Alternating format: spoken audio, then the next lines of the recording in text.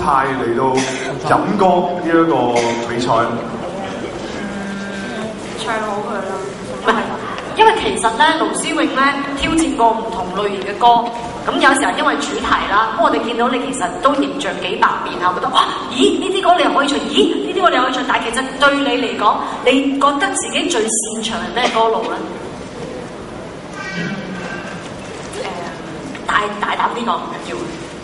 一啲有爆發力嘅歌啊！哦，反而唔係啲10幾歲抒情少女歌。其實因為我把聲唔係好啱唱啲好柔嘅歌，即係可能我偏向中意啲有高潮位嘅歌啦。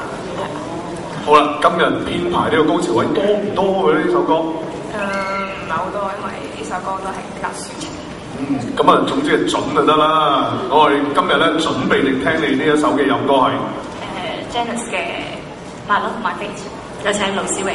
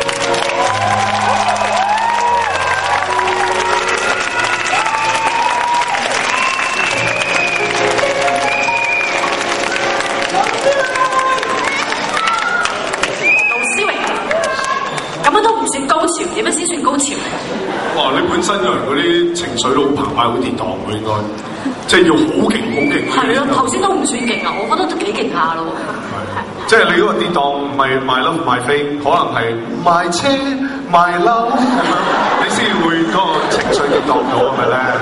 睇嚟應該係。17歲唔使賣車賣樓。咁係。好，聽我哋評判意見先。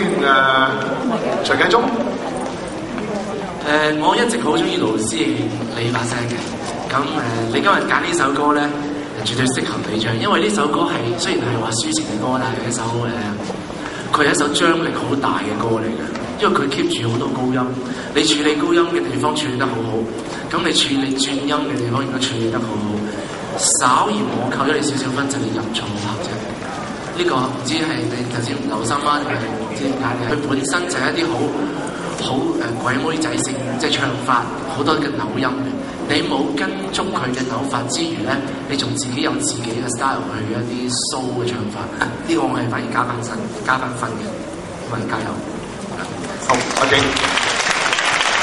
出嚟一開始唱嗰時咧，你有少少緊張。其實講真，嗰、個人嗰位咧係你要去 lead the band，即係 my love，佢哋會跟你，你可能有少少即係，但係嗰度我唔會扣你好多分，因為我俾咁高分都係因為你嘅潛質，同埋你嗰粒粒墨咧越嚟越明星啦，越嚟越有個即係 symbol 喺度，有一個標記喺度，千祈唔好斷啊！咁啊，但係咧，你記住，你仲有少少緊張，因為啲尾音咧斷咗，有啲位斷咗，我都唔會扣佢分，因為我對你有少少偏好，唔好意思啊。喺呢樣唔扣分，嗰樣唔扣分，可能隨時換分嘅喎。我頭先正正係告白啊！係咯，同一個17歲嘅少女告白，我對你有偏好啊！冇錯，你試嗰粒墨啊！千祈唔好講啊！我同阿寶儀頭先喺後邊已經喺度講緊嘅，阿寶儀問我：喂，如果你係佢經理人嘅話，你會唔會叫佢斷墨？幾大都唔斷。係有特色啊嘛！咪係咯，好啦，呢個特色會唔會唔係扣好多分㗎？扣分啦，睇一睇咯喎。